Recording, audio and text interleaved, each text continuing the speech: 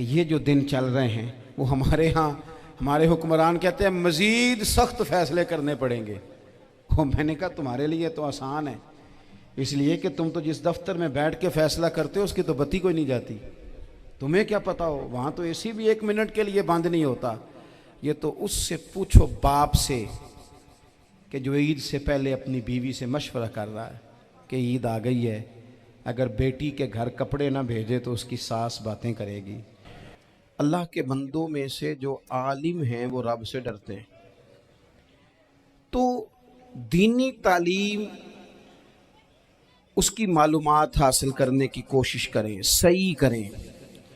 قرآن مجید کی ایک آیہ کریمہ کا کچھ حصہ جو میں نے تلاوت کیا، اس میں اللہ کریم نے فرمایا اپنے محبوب سے، کہا وَقُلْ رَبِّ زِدْنِی عِلْمًا، اے محبوب آپ میری بارگاہ میں یہ دعا مانگیں، آپ یہ عرض کریں کہ اے رب میرے علم میں اضافہ کر دے، اے مالک میرے علم میں اضافہ کر دے۔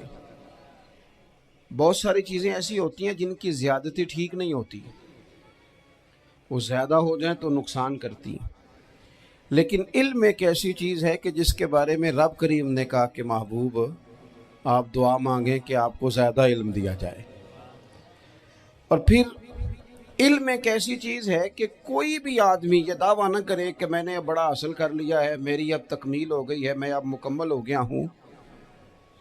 جن کو اللہ نے غیب کے خزانوں کی کنجیاں دی ہیں نا، ان سے بھی رب کریم نے کہا ہے کہ محبوب آپ دعا کریں کہ مالک میرے علم میں اضافہ کر دے۔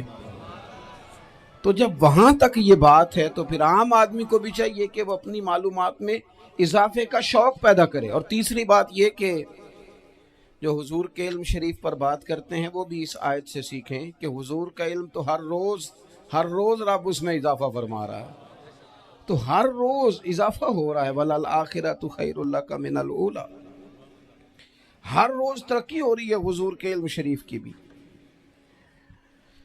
تو ہمارے ہاں زیادہ تر لوگ بات اس لیے سیکھتے ہیں کہ میں کوئی کہیں سے مسئلہ سیکھوں گا پھر جا کے اپنی مسجد کے امام کو تنگ کروں گا کہ وہاں تو میں یہ سن کے آیا ہوں تو یہاں یہ کام کیوں نہیں ہوتا۔ میں کوئی بات سیکھوں گا تو پھر میں اس سے بحث کا دروازہ کھولوں گا۔ علم کا مطلب ہی اپنے آپ کو سنوارنا ہے، معلومات حاصل کرنے کا مطلب یہ کہ آپ کے عمل میں پختگی آئے، آپ کے کردار میں پختگی آئے، آپ نے جو سیکھا ہے آپ اس کے مطابق اپنے آپ کو ڈھالیں۔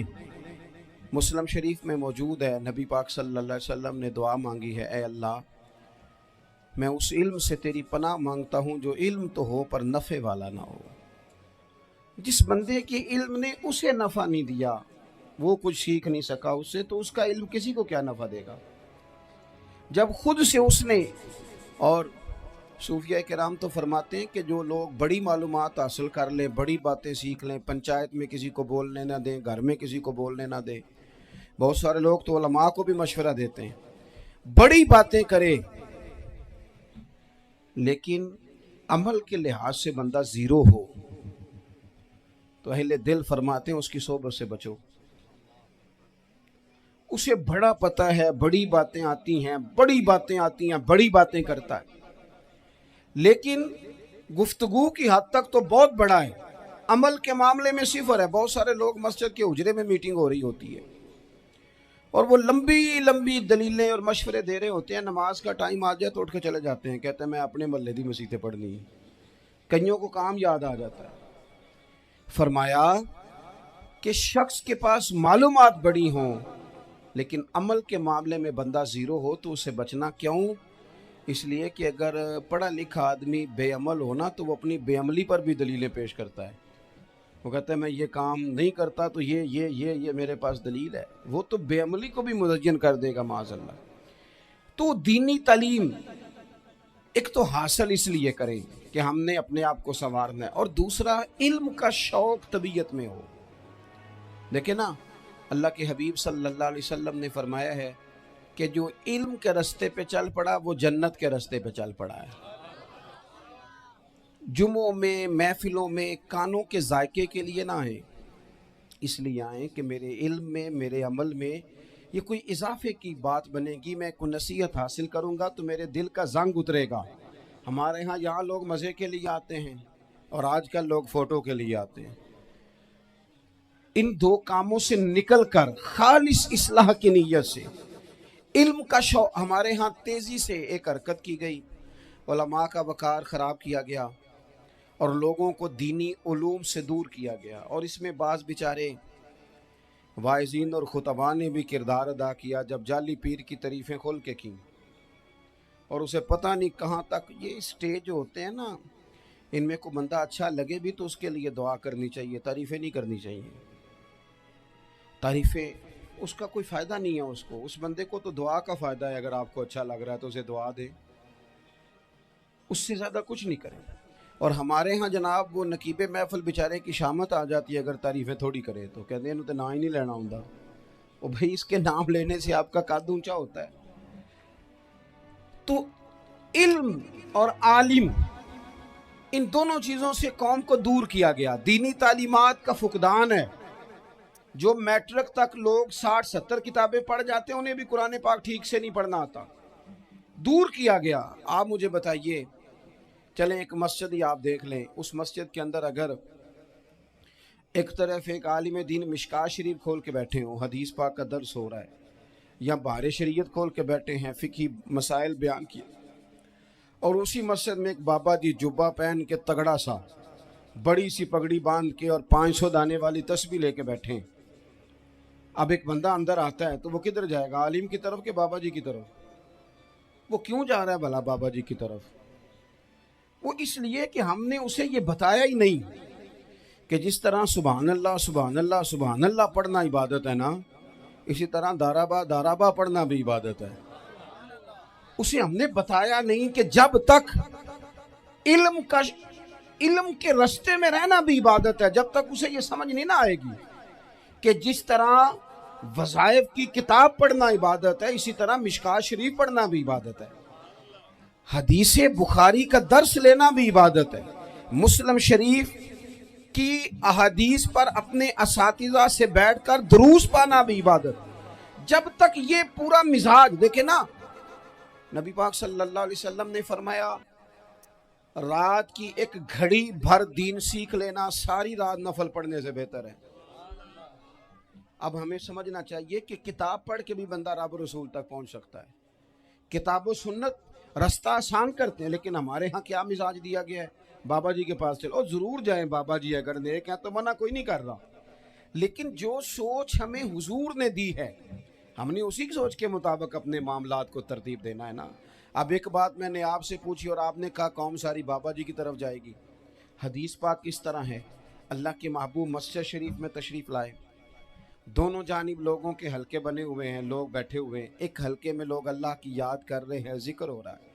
ایک حلقے میں بیٹھ کے ایک عالم کتاب و سنت کا درس دے رہے ہیں، ایک صحابی اور باقی سن رہے ہیں.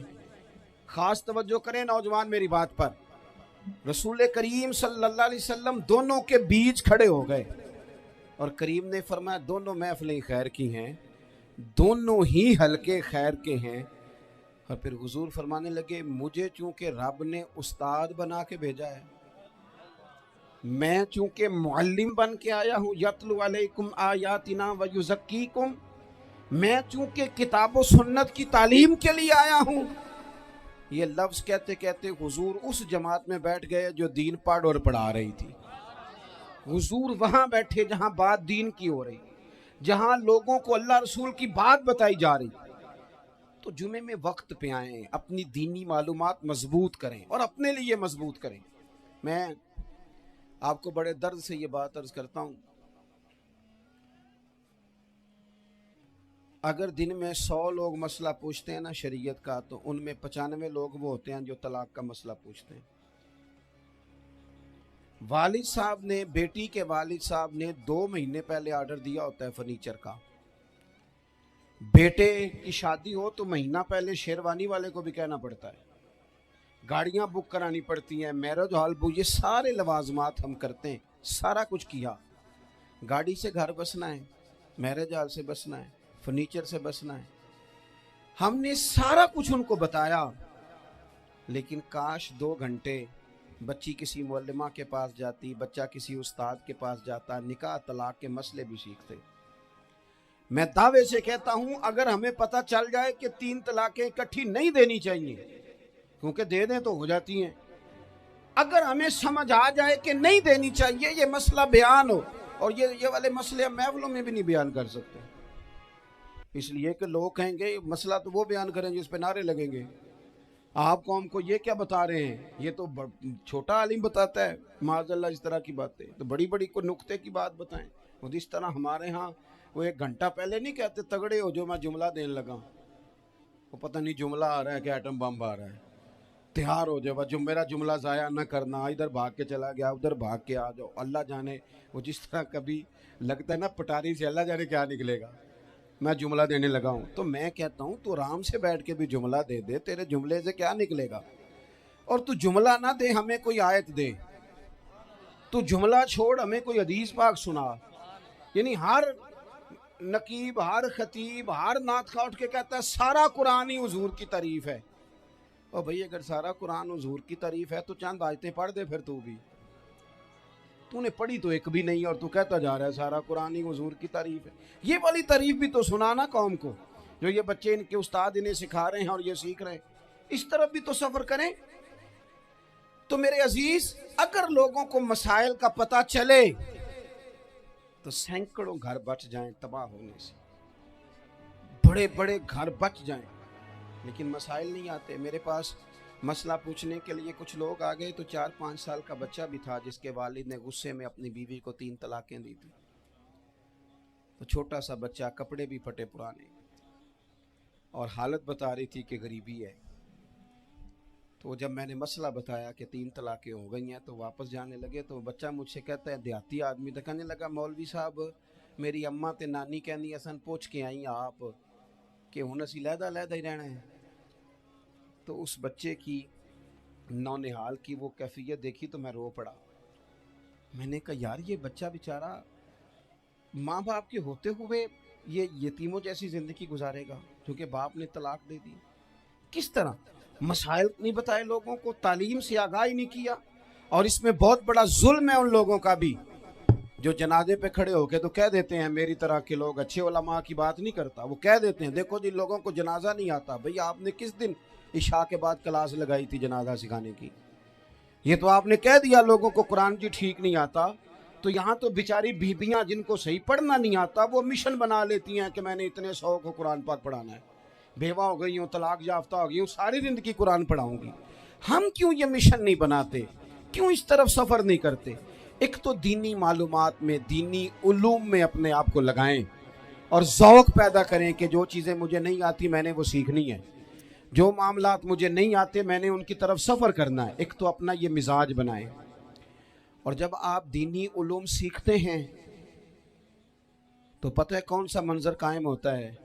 منظر وہ بنتا ہے کہ حضرت ابو ہریرہ بھی دین سیکھا کرتے تھے، حضرت عبداللہ ابن عمر بھی اصحاب صفہ میں رہا کرتے تھے، حضرت انس بن مالک بھی رہا کرتے تھے، اور ایسا منظر بنتا ہے کہ حضرت سیدہ خدیجہ الکبریٰ رضی اللہ تعالیٰ عنہ فرماتی ہیں سیدہ فاطمہ حضور کی گود میں بیٹھی ہوتی تھی اور نبی پاک سے باتیں پوچھتی تھی، اور حضور انہیں بتا رہے ہوتے تھے، سیدہ عائشہ حضور سے دین کی باتیں پوچھتی، چوتھا حصہ ہماری فقہ کے اصول حضرت فاطمہ کی، حضرت عائشہ صدیقہ کی مرویات پر مبنی ہیں۔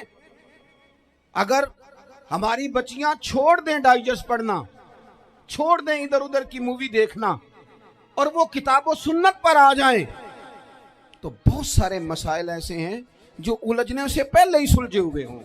دینی تعلیم کا مزاج اور ذوق۔ اور دوسری آیت کریمہ میں نے تلاوت کی، اللہ کریم نے قرآن مجید میں فرمایا یا ایھا الذین آمنوا قوا انفسکم واہلیکم نارا، اے ایمان والو خود بھی دوزخ کی آگ سے بچو اور اپنے گھر والوں کو بھی بچاؤ۔ او والد، وہ ماں جو بچوں کو بھوک سے بچانے کے لیے محنت کرتی ہے، ان کو مایوسی سے بہت سارے ماں باپ ایسے ہوتے ہیں جن کے پاس کپڑے لینے کے پیسے نہیں ہوتے عید پہ، کیوں؟ عزیز بھائی جس طرح ہم اپنے بچوں کو دیکھیں، بہت سارے ماں باپ کے پاس گنجائش نہیں ہوتی، لیکن اس نیت سے کہ بچوں کے دل ٹوٹ جائیں گے، عید پہ کیسے گزارا کریں گے، مشکل سے بھی کپڑے خرید کے دیتے، اس طرح ہم اپنے بچوں کو بھوک سے، پیاس سے، مایوسی سے بچاتے ہیں۔ اس طرح ہمارے رب نے ہمارے ذمے لگایا ہے کہ تم اپنے بچوں کو کوشش کرو دوزخ کی آگ سے بچانے کی۔ حضرت عمر فاروق رضی اللہ تعالیٰ عنہ نے عرض کیا تھا، یا رسول اللہ صلی اللہ تعالیٰ علیہ وسلم، اس آیہ کریمہ کا معنی کیا ہے؟ تو محبوب کریم علیہ السلام نے فرمایا، عمر، جن چیزوں کا اللہ تمہیں حکم دیتا ہے تم اپنے گھر والوں کو ان چیزوں کا حکم دو، جن چیزوں سے رب رسول تمہیں منع کرتے ہیں اپنے گھر والوں کو ان سے روکو، اپنے گھر کے اندر نفاذ دین کرنے کی کوشش کرو۔ میرے بھائی، بہت زیادہ آزمائش ہے ہمارے گھروں میں، بے چینیاں ہیں، اضطراب ہے، بچوں میں سختی ہے، بہن بھائی ایک دوسرے کے ساتھ لڑتے ہیں، مزاجوں میں تلخی آ گئی۔ کیوں بھلا؟ اس لیے کہ ماں باپ کو جو بہترین کردار اور جو حسین طریقہ گھر میں اپنانا چاہیے تھا، بچے تقریر باہر سے سنتے ہیں لیکن وہ فالو اپنے ماں باپ کو کرتے ہیں۔ اگر ماں باپ میں حوصلہ ہو، صبر ہو، اطمینان ہو، خودداری ہو، تھوڑے پر گزارا کرنے کا مزاج ہو، دیکھیں نا، آج ڈپریشن ہے، ٹینشن ہے، پینکس اٹیکس ہیں، بڑی ساری چیزیں آ گئی ہیں۔ کیوں بھلا؟ صبر نہیں، تحمل نہیں، بردباری نہیں۔ آزمائے ایک دن ایک بچہ میرے پاس آ گیا مدرسے کا، اور آ کے وہ رونے لگا۔ میرے گھر والے کہنے لگے کھانا چھوڑ دیں، پہلے اس کی بات سن لے۔ میں نے کہا پتر کیا ہوا؟ کسی نے مارا ہے کسی استاد نے؟ کہنے لگے نہیں حضرت، گھر فون کیا تھا تو میری اماں اور ابا کی لڑائی ہو رہی ہے۔ بچہ کانپ رہا ہے، ٹانگیں کانپ رہی ہیں۔ میں نے کہا کیا ہو کیا گیا تمہیں پتر؟ لڑائی ہو رہی ہے تو گھروں میں ہو ہی جاتی ہے۔ کہنے لگے نہیں، آپ کو پتہ نہیں، وہ بڑا سخت لڑتے ہیں۔ میرے والد جب میری والدہ کو مارنے کے لیے آگے بڑھتے ہیں تو ہم سارے چار پنجوں کے نیچے چھپ جاتے ہیں، ہمیں خوف آتا ہے، وہ منظر خطرناک ہوتا ہے۔ یہ کون تکلیف دے رہا ہے اپنے بچوں کو؟ یہاں بیٹھے ہمارے ہاں میلوں دور رہتے تھے اس کے گھر والے، تو وہ تکلیف میں تھا، تو گھر میں کیا کیفیت ہوگی؟ اگر حوصلہ ہو، صبر ہو، قناعت ہو، اللہ کے دیے ہوئے تھوڑے رزق پر ہمیں راضی رہنا آتا ہو، ہمارے گھروں میں سکون آئے، اطمینان آئے، ہم جو زندگی بڑی خوشی خوشی گزار سکتے ہیں۔ ہمارے مزاجوں کا لالچ، ہماری طبیعتوں کی بے راہ روی، ہماری جھوٹی انا کا بت، ان ساری چیزوں کو ختم کر دیتا ہے۔ اپنی زندگی کے اندر اگر ہم وہ کردار اپنے بچوں کو دیں، جس کردار میں موبائل بھی ہو، جس میں گاڑی بھی ہو، جس میں پیسے بھی لا کے ابا دراز میں رکھتا ہو، لیکن والد کا گھر میں مصلی بھی موجود ہو، اس کی کوئی تسبیح بھی ہو، وہ یہ بھی کہتا ہو کہ خدا نے اپنے فضل سے آج 5,000 دیا ہے تو اس میں 1,000 غریبوں کا بھی ہے، اس میں تھوڑا سا میں نے اللہ کی رضا کے لیے بھی رکھا ہے۔ اگر کوئی مشکل آ جائے تو وہ باپ اور ماں کو صبر کرتا ہوا دیکھتے ہوں، اگر ایک باپ کر بات کرے تو دوسرا برداشت کرتا ہو۔ خدا را اپنی اولادوں کو اس اذیت کا شکار نہ کرو۔ اپنے گھروں کے اندر وہ خودداری، وہ پیار، وہ وقار، وہ محبت، وہ انداز۔ آپ تھکے ہوئے ہیں، کوئی شک نہیں، آپ بہت سارے مسائل کا باہر شکار ہوں گے، کوئی شک نہیں، لیکن آپ باہر سے تھک کے آئے ہیں، اور اگر آپ باہر اپنی فیکٹری کے مالک ہیں اور دفتر کے بڑے ہیں تو گھر میں بھی تو آپ بڑے ہیں نا۔ آپ کی ماں بھی تو انتظار کر رہی ہے، اس نے بھی تو دکھڑا سنانا ہے نا آپ کو۔ آپ یہ دیکھیے کہ آپ کے بچے بھی تو انتظار کر رہے ہیں، وہ چاہتے ہیں کہ ابا آ کے بیٹھیں تو ہم ان کے سینے پہ چڑھ کے تھوڑا کھیلیں۔ آپ کی اہلیہ منتظر ہیں، کچھ باتیں بیوی کسی اور سے نہیں کہہ سکتی، صرف اپنے شوہر سے کہتی ہے، لیکن وہ تو آتے ہی جلال میں آ گئے صاحب، وہ کہنے لگے تو بڑی نالائق ہے، میں تھکا ماندہ آیا ہوں اور تو نے مجھے کہانی سنا دی ہے۔ وہ اس خاتون سے شدت کے ساتھ پیش آنے لگے۔ میرے رسول پاک کی حیات نور کو دیکھو، حضرت ام ایمن حضور کی رضائی والدہ ہیں، ان کی بھی خدمت ہو رہی ہے، حضرت حلیمہ سعدی آ رہی ہیں تو خدمت ہو رہی ہے، حضرت عباس حضور کے چچا ہیں تو کریم فرماتے ہیں میرے چچا ہیں باپ کی جگہ پہ۔ حضور دوست احباب صحابہ غلاموں سب کے ساتھ پیار کر رہے ہیں، 9 ازواج مطہرات ہیں گھر کے اندر، اور کیفیت یہ ہے کہ حضور صرف ان کی ضرورتوں کا ہی خیال نہیں کرتے، خواہشات کا ہی خیال نہیں کرتے، بلکہ میرے کریم کا طریقہ یہ ہے کہ کوئی بندہ آج بول کیا رہا ہے، وہ کہاں کھڑا ہے، آج اس کے جملے کس طرح کے ہیں، اس کا لہجہ کس طرح کا ہو گیا ہے اور اسے ٹھیک کیسے کرنا ہے.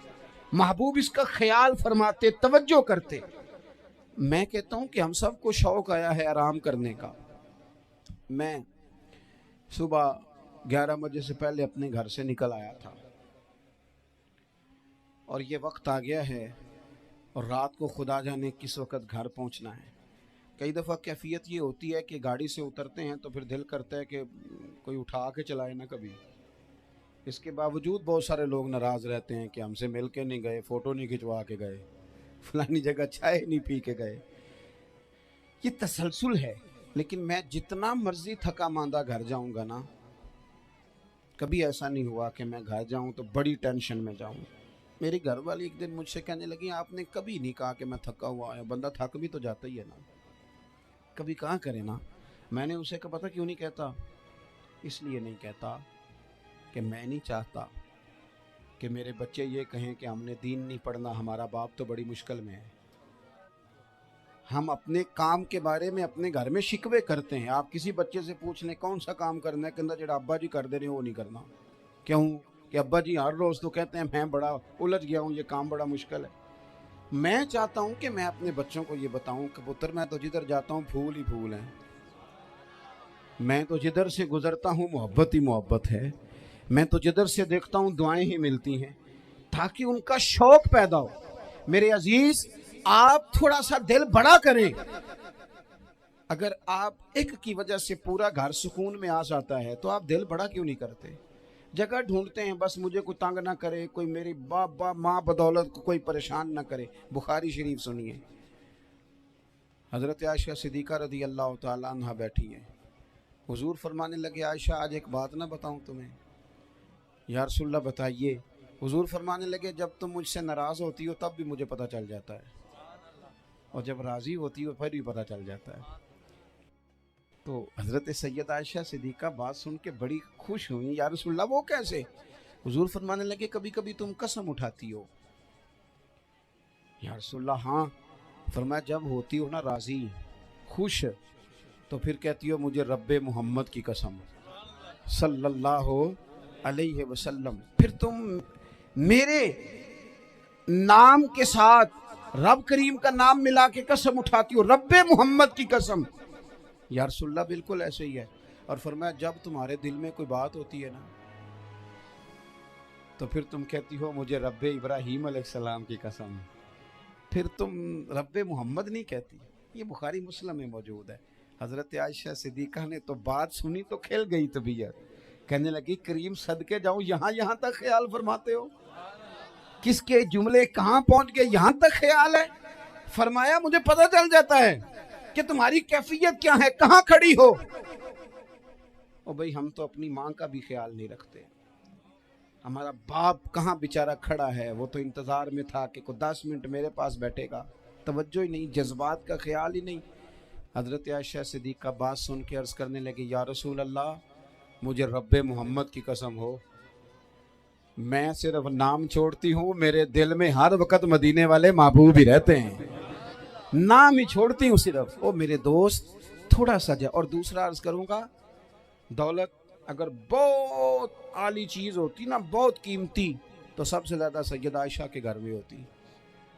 اگر پیسوں سے ہی سوکھ کھاتا تو پیسے سب سے زیادہ حضرت فاطمہ الزہرا کے کاشانہ نور میں ہوتے. او میرے بھائیوں, سونا وقت محبتوں سے گزارا جا سکتا ہے.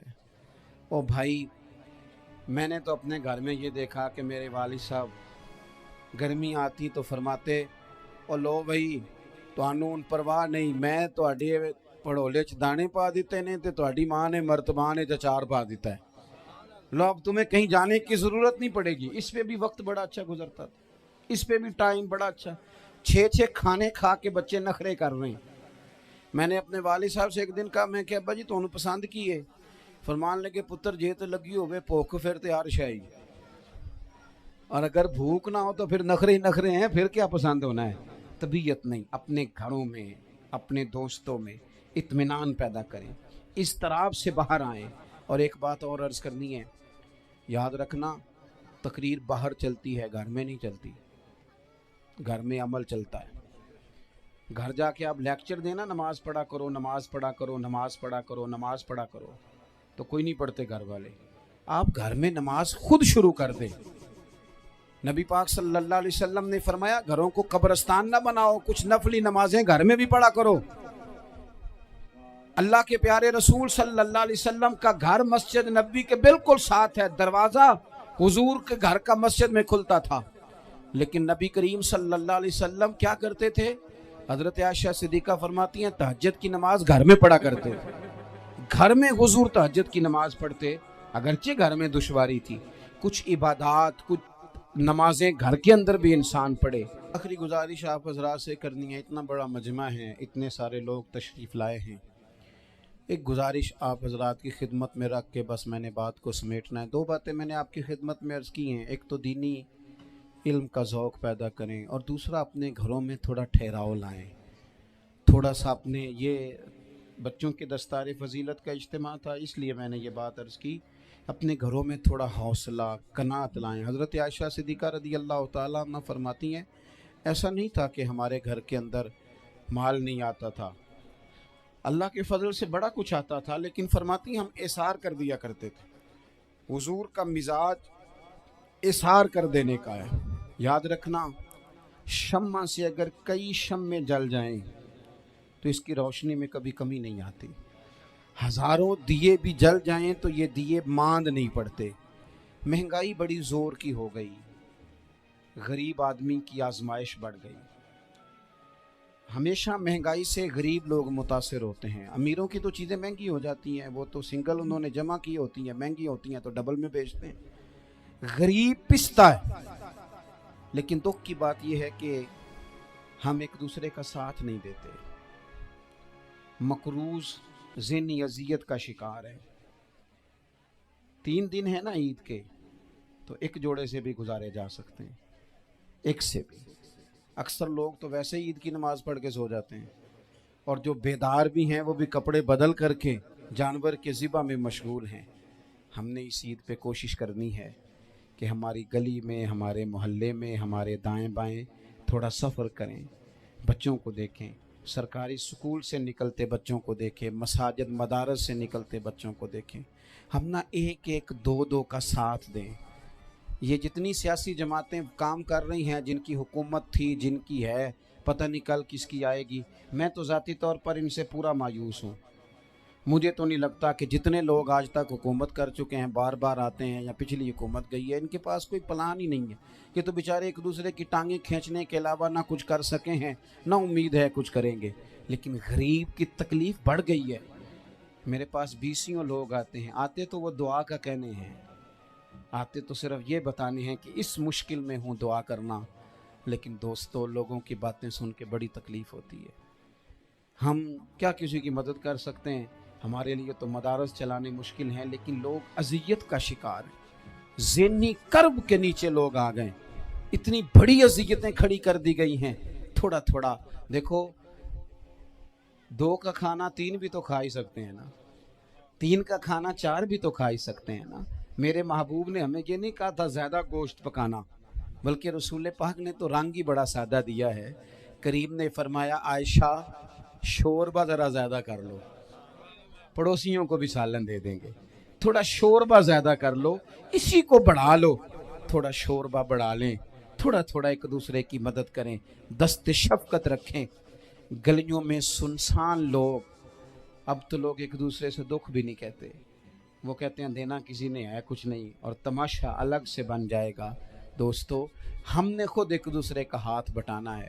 جو لوگ صاحب ثروت ہیں، دیکھو ایک ہی باپ کی اولاد ہوتی ہے، ایک کو اللہ بڑا نواز دیتا ہے، 2-3 کمزور رہ جاتے ہیں. اس کو چاہیے وہ دوسروں پہ دست شفقت رکھے. ایک گلی میں سارے لوگ ایک ہی قبیلے کے، ایک ہی علاقے کے، ایک آگے نکل گیا ہے، اسے چاہیے وہ دوسروں کا خیال کرے. عزیز بھائیوں، ہم نے اس کمر توڑ مہنگائی کے دور میں نے جمعے میں امیر لوگوں سے کہا تھا کہ قربانیاں کرنی تو ہے ہی، تو تم تو سارا سال گوشت کھاتے ہو. کیا آپ کو بتاؤں کہ ہم اس وطن میں رہتے ہیں جہاں فریج اور فریزر بڑی اس سے پہلے زیادہ بکتے ہیں. فریج نہیں لے آؤ، بڑی لے آؤ، چونکہ گوشت سیو کرنا ہے، سارا سال بھی تو ملتا ہے نا امیروں. میں نے تو کہا تھا اس گاؤں میں لے جاؤ جہاں قربانی کوئی نہیں کر رہا، ذبح ہی وہاں جا کے کر لو. تھوڑی سی گنجائش بنائیں اپنے دلوں میں. یہ ضروری نہیں کہ سامنے والا آپ کا شکریہ بھی ادا کرے. حضرت عائشہ صدیقہ رضی اللہ تعالیٰ عنہ، اماں جی ایک کنیز رکھی ہوئی تھی، حضرت عثمان غنی نے دی تھی کہ آپ کی خدمت کریں گی. تو وہ کنیز کہتی ہے کہ اماں جی تو میری بھی روٹیاں پکا دیتی تھی، وہ تو میرے لیے بھی کھانے کا اہتمام کر دیتی تھی، لیکن کوئی دروازے پہ اگر مانگنے آتا تو حضرت عائشہ صدیقہ مجھے کہتی اسے خیرات دے آؤ. تو میں کہتی اماں جی یہ کام تو لوگ دوڑ کے کرتے ہیں اور آپ یہ مجھے کہہ رہی ہیں میں کر دوں. تو حضرت عائشہ فرماتی جب کوئی بندہ کسی کو دیتا ہے تو وہ شکریہ ادا کرتا ہے. میں چاہتی ہوں وہ شکریہ بھی تیرا ہی ادا کر جائے، میں نے جو اجر لینا ہے وہ رب کی بارگاہ سے لینا ہے. تو میرے بھائی اپنی زندگی میں تھوڑا سا تو دل بڑا کریں، تھوڑی تھوڑی گنجائش پیدا کریں.